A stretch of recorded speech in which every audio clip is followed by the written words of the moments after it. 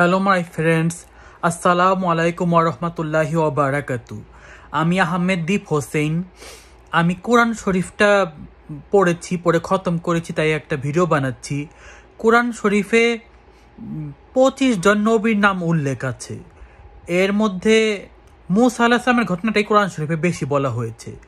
এর মধ্যে 4 জন রাসূল, মূসা আলাইহিস সালাম, দাউদ আলাইহিস সালাম, ঈসা আলাইহিস সালাম আর হযরত মুহাম্মদ সাল্লাল্লাহু আলাইহি ওয়াসাল্লাম।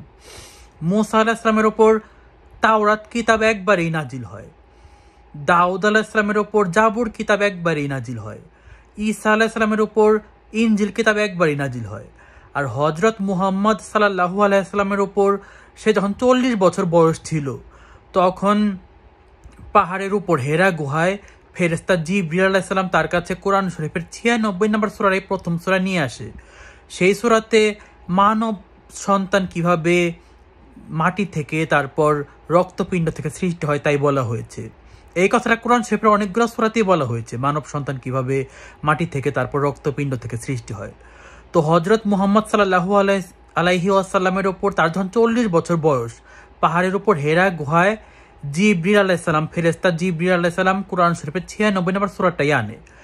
এরপর প্রায় 20 বছরের বেশি সময় ধরে কোরআন শরীফ হযরত মুহাম্মদ সাল্লাল্লাহু আলাইহি ওয়াসাল্লামের উপর নাজিল হয়। আর কোরআন শরীফে 4 জন ফেরেশতার কথা উল্লেখ আছে: জিবরিল আলাইহিস সালাম, মিকাইল আলাইহিস সালাম, ইসরাফিল আলাইহিস সালাম আর আজরাইল আলাইহিস সালাম।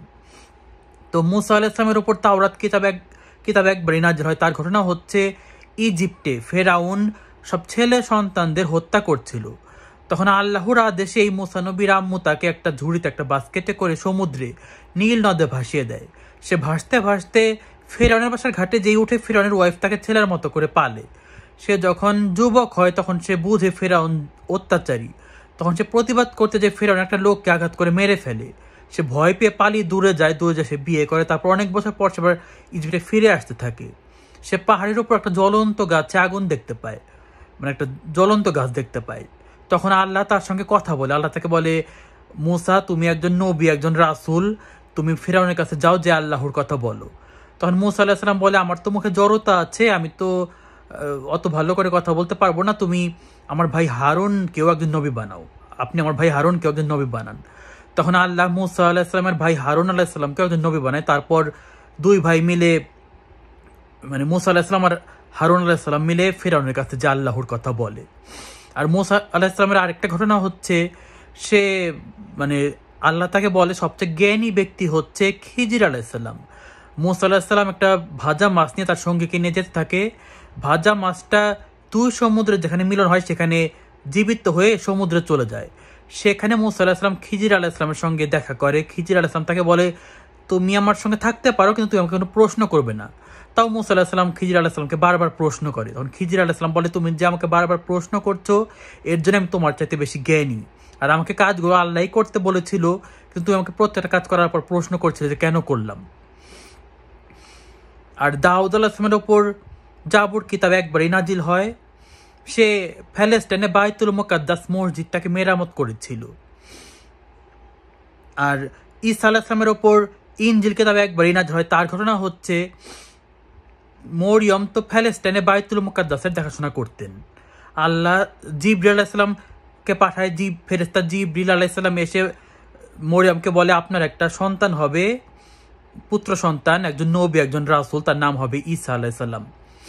মরিয়মের যখন সন্তান হবে তখন মরিয়ম একটু দূরে যায়। সেখানে তার সন্তান হওয়ার পর আল্লাহ তাকে বলে, তুমি খেজুর গাছের ডাল ধরে ঝাঁকে দাও, খেজুর পড়বে, তুমি ফল খেয়ে একটু শক্তি হও। আর তোমার এই সন্তান একজন নবী, একজন রাসূল, সে কোলের থেকে কথা বলবে।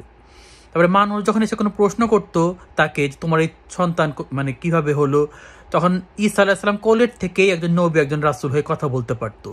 সে তারপর মানুষকে বলে দিতে পারতো মানুষ কি করেছে, কি খেয়েছে, কার কাছে কি আছে।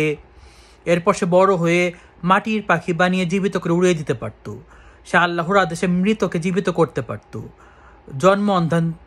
জন্ম অন্ধাকে, মানে অন্ধ ব্যক্তিকে দৃষ্টিদান করতে পারত। কারো শরীরে ঘা, খুজলি, পচরা হলে ছাড়িয়ে দিতে পারত। কোরআন শরীফের আর একটা সূরাতে বলেছে, কিয়ামতের আগে একটা সাইন হচ্ছে ঈসা আলাইহিস সালাম আবার আসবে। ঈসা আলাইহিস সালাম আবার আসবে, সেটা কিয়ামতের আগের একটা সাইন। আর কোরআন শরীফের অন্য একটা সূরাতে জুলকারনাইন আর ইয়াজুজ মাজুজের কথা বলা হয়েছে। ইয়াজুজ মাজুজ একটা মানব দল, কিয়ামতের আগে ঈসা আলাইহিস সালাম যখন আবার আসবে তখন সে দজ্জালের সঙ্গে মোকাবেলা করবে, ইয়াজুজ মাজুজের সঙ্গে মোকাবেলা করবে। তো কোরআন শরীফে জুলকারনাইন আর ইয়াজুজ মাজুজের কথা বলা হয়েছে। আমি শুধু 4 জন রাসূলের কথাই বললাম।